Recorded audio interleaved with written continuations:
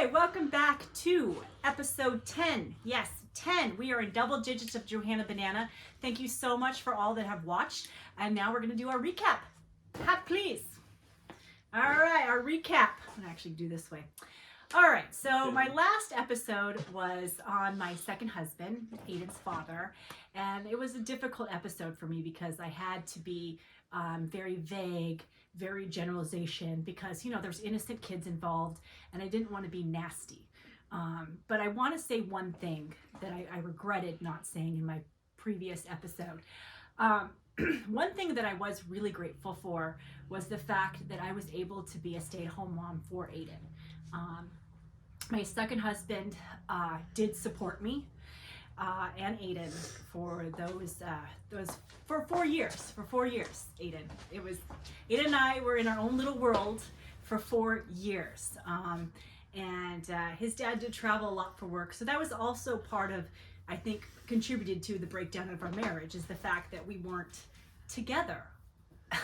He was gone 80% of the time, and I ended up latching on to Aiden, and we ended up doing mommy me swim classes, and I took you to a music class once, you don't even remember. And what else did we do? Oh, the little gym. Yeah, we did the little gym. Anyways, I went up to that meetup group, mommy and me meetup group. I met a good friend there. He used to play with a little kid at the meetup group. Anyways, we were doing that thing, and so even though my marriage wasn't a success, I did thank him. I did thank him at the end of our marriage to allow me to be a stay-at-home mom, because that was very important to me. I wanted to be a stay-at-home mom so badly for you, Aiden, and so that was important to me. So, anyways, that's the recap for my second husband, and that's why Aiden and I are so close. We did spend about 4 years together in our own little world until he went to kindergarten and I had to go back to work. So, anyways. All right, we're going to do the next section. I had a really, really insane, awful week. And I was supposed to be doing my pet episode. I'm still doing my pet episode, but I was not able to go interview my 2 favorite dogs, and I'm really sad. But in my next segment, you'll know why I was not able to go do my interview today. And so next week, we are going to be doing the pet episode. Just because I really want to get that interview in with those 2 dogs. I love them. They're so cute. Reggie, I call him Reginald Jackson. He is awesome. And Lotto Girl is fabulous. So we have to go over there and see them and interview them. But that'll be next weekend. This weekend, we're going to talk about my fucked up week. Yeah.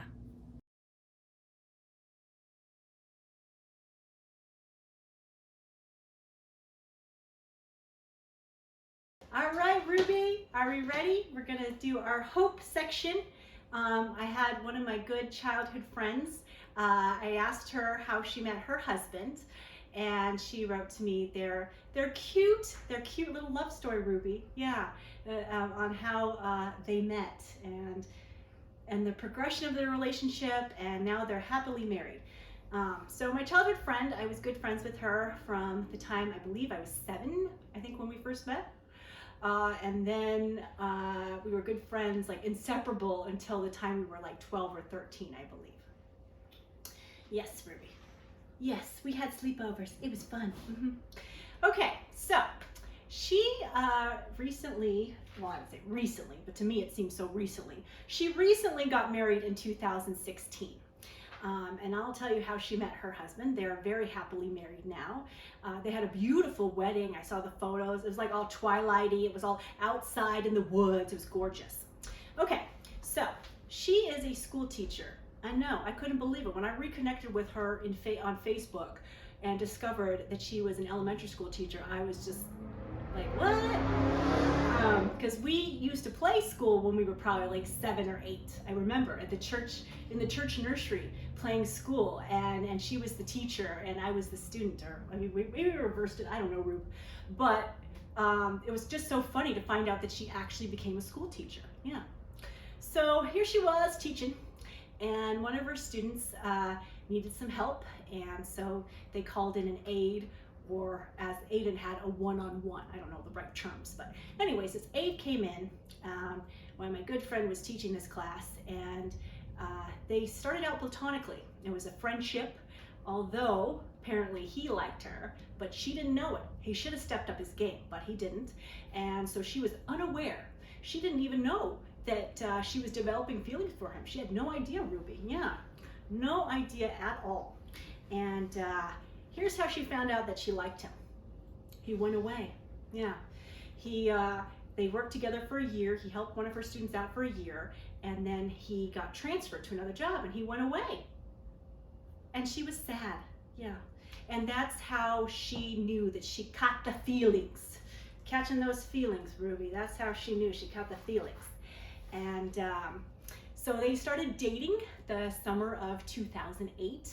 They moved in together in 2010. So what I like about this relationship is the fact that they took their time. I really do think that is the key. It's going to be something really hard for me when I do venture back out to dating, is to be patient. I'm impulsive, I'm emotionally driven, I'm an intense person, and so I like to be settled. I want to get to that part in my relationship where we can be comfortable, I can be in my pajamas and we're making cookies and that kind of thing. But that takes time. And so these guys, they took time. Dated 2008, moved in 2010, and then they got married in 2016. And she was 37, and they are happily married now.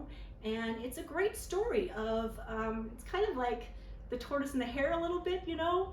The tortoise always wins the race, and I think when you build that really good foundation, I never have built a really good foundation, obviously, in a relationship, but I would love to build a nice, stable foundation one day with somebody and take things slow and do it like how they did it, because they're happily married now, and it's awesome. And I think it's great that my friend waited until she was older.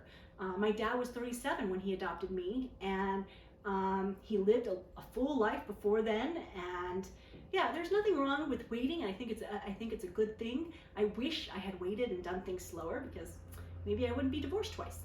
I don't know, just saying. But I'm very happy for her, and she sent over some pictures that we're going to be showing at the end of the show that she just found. I don't even remember posing for them, but we'll be posting some pictures of the two of us at the end of this segment here. But yeah, so that's my story of hope. Slow and steady wins the race, yes. But if some guy likes me, don't be subtle, because I don't pick up on that either. I really don't. I don't get any game. That's why I did online dating. So no, we're looking for a date. But anyways, great story. Thank you so much for sharing. Okay, so if you remember my last episode, as I was sitting at my nice kitchen table and I was telling you that I have this lovely Ensure shake and that I wasn't going to talk about weight, well, sorry, I totally jinxed myself. We got to talk about it. Just me. I really don't care what you guys weigh, don't weigh, what you wear. I really don't care. But I'm going to talk about what happened to me, because I was on a downward spiral and didn't realize it. Okay. So, as you know, because of grief, for the first time in my life, I'm having issues eating. It totally sucks, because I was great at pigging out. Oh my God. I mean, I used to get like a dozen Krispy Kreme donuts, and I would eat 6 of them in one sitting in the privacy of my own home, you know, so you're not judged. I would do that, okay? So, ever since my dad died, I've been having issues eating, okay? And that's why I was doing the Ensure shakes, because they were helping me. I love them. I was able to drink liquids really well, and so that was great. But here's the thing. I was becoming dependent on Ensures. I was becoming an Ensure junkie, yes, and didn't really realize it, because they were just so convenient, and for a while they helped. They made me feel better. It was awesome. I loved it.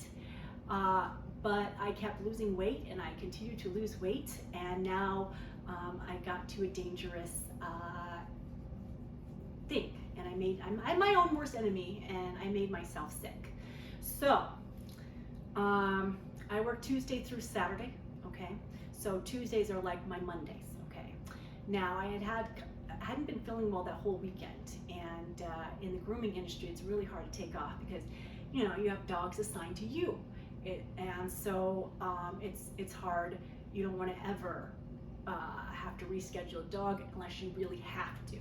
Okay, and so even though Tuesday morning I woke up not feeling well, got a little sick in the bathroom, having some issues, I noticed that when I'm really low blood sugary and shaky, I get clammy, I get dizzy, I get light headaches. I know, you're like, what the fuck, Johanna? Just eat, okay? Easier said than done, all right? Trust me, I know it sounds freaking ridiculous that I can't fucking eat, but I'm having issues eating, okay? So I'm at work and I don't know what it is. Whenever I'm at the tub or with the dryer, I think it's just because of the heat, I get lightheaded and dizzy. So I'm working on this dog, and it starts to get black, you know. Ooh, what the fuck, god damn it, you know. And the good thing about in the grooming industry, it really doesn't matter what you look like. I like it because you're covered in dog hair, you're wearing your jeans, it really doesn't freaking matter. So it's a good workplace to get sick at, okay. And so I started to feel the spots, the blacking out, the clamminess, you know, this horror. I knew I was going down. And so I went down. I didn't want to fall down, so I kind of like crawled down, and you know, I'm sure the dogs were thinking like, what the fuck, right? Because I'm like down at their level now on the floor there, and throwing it up in a garbage can. Yeah, not pretty, but yeah. So, and I made it back, kind of recovered, thought it was okay, thought okay, something just, you know, because I did drink a little bit of Ensure shake, so I thought, oh, my Ensure shake just didn't sit on my tummy right, it's fine, I'm fine, totally fine, right? All right, we're gonna continue, okay? So I continue, and here we go again. God damn it, you know? The getting dark and all this stuff going in, and I'm just like, oh no, this can't be happening. And so I go back down again, and you know, my trusty garbage can. So at this point, I need help. My boss is like, you need to go to the ER. Okay, well, how am I gonna get there? Because I can't drive, and I keep blacking out, and I'm very shaky, I'm very weak. So I called my good friend Nikki, and she came to pick me up, and I'm very, very, very proud of my friend Nikki, because she is a recovering alcoholic, and she has now been sober for a while now, and she's able to take me to the ER, so I'm so proud of you, Nikki. I love you so much. Thank you for doing that. And so she took me to the ER, and this is where it gets kind of embarrassing, okay? And this is when I realized that I need help. So I get to the ER, and it's a nice new hospital. One of my coworkers found, loved it. Nobody was really there. They took me right away, which was good, and because I was very weak and about to pass out. And I got hooked up to IVs. Yes, lovely IVs, wonderful. And I found out that I was anemic, hypoglycemic, every minute there was, just lack of nutrition. And of course, you know, I told him I was grieving for my dad, and you don't get a lot of sympathy because why the fuck can't you eat? And so the doctor came in and asked me what I've been eating. And so this is so embarrassing. So she said, when was the last time that you ate? And I had to think, which is never a good sign. And I said, 24 hours ago. Doesn't that sound bad? Let's say, you know, I'm learning to talk about my relationships, and I'm learning to talk about what I'm eating and what I'm not eating, because you say it out loud. Say it out loud. It makes a difference. So when I said 24 hours, and then they said, well, what did you eat the day before? And I had to say 4 Ensure shakes. Yeah, 4 Ensure shakes. And that, oh God, you should have seen the look on the doctor's face. Like, you know, you get very little sympathy, I find, for emotional issues, you know, because they're dealing with seriously sick people that can't help it, and they're thinking this woman is making herself sick. So I didn't really have a lot of sympathy, but I am going to be looking into support groups. So now I'm going to get to another part of that I had to flash on when this doctor was giving me a big lecture on eating and everything. So this doctor had the nerve, And this is where I kind of thought of my friend. So I have another good friend, Sydney, and she has great one-liners, and I always think of them. And so, so when the doctor said to me, because I told her, you know, like I told you guys on my show the day before, 2 days before, these Ensure Shakes help me. Okay, and this doctor had the nerve to say that I was using them as a crutch. And this is when I thought about my girl Sydney. I was like, excuse me? They are my lifesaver. I couldn't believe that she was talking trash about my Ensure Shakes. I love them. They were keeping me working. They were keeping me functioning. But I was using them as a meal replacement and not a supplement. And they were supposed to be a supplement. So I had to go back to basics and learn the difference between a replacement and a supplement. But I did want to say like what Sydney says and say, excuse me? Yeah, I wanted to say that.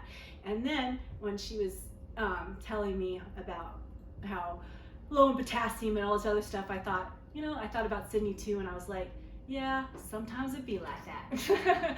So I just kind of took it up with sometimes it be like that, and I learned from it, and I'm eating.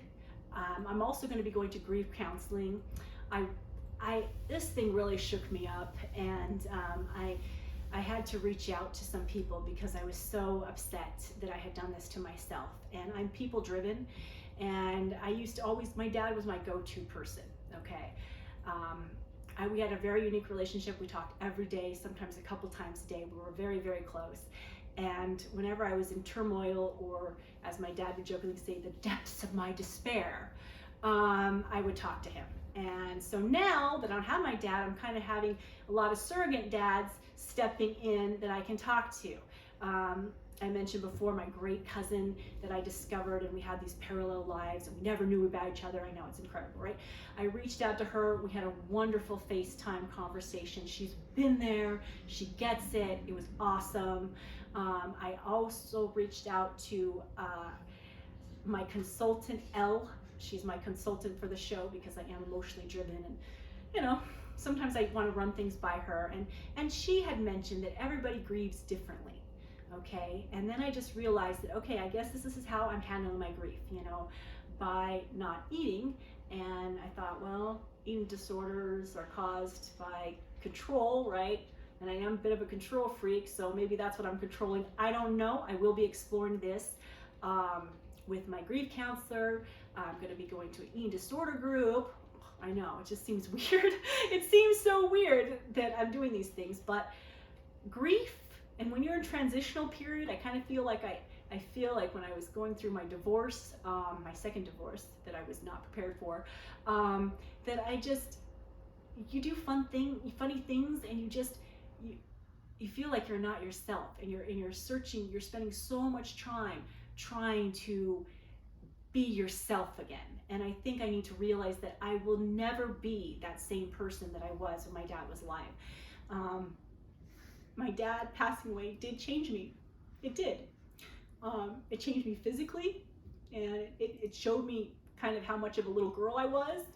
And I need to really, I feel like I need to kind of grow up a little bit and take charge of my life now, and realize that I am starting a new chapter in my life.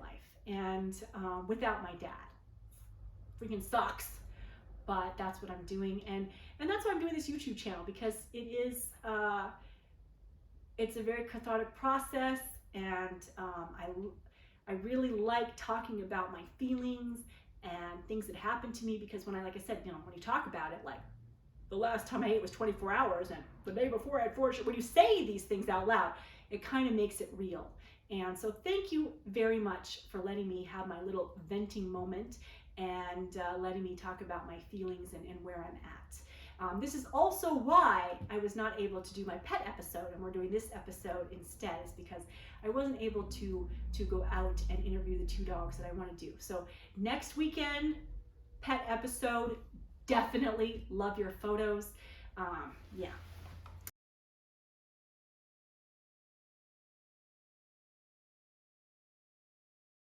Okay, so I want to take an extra time here to really thank people.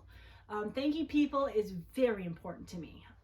One thing that my dad always said is how people feel underloved and underappreciated. And I never ever want any of you to ever feel underloved or underappreciated, because we do. We are so underloved and so underappreciated every day out there.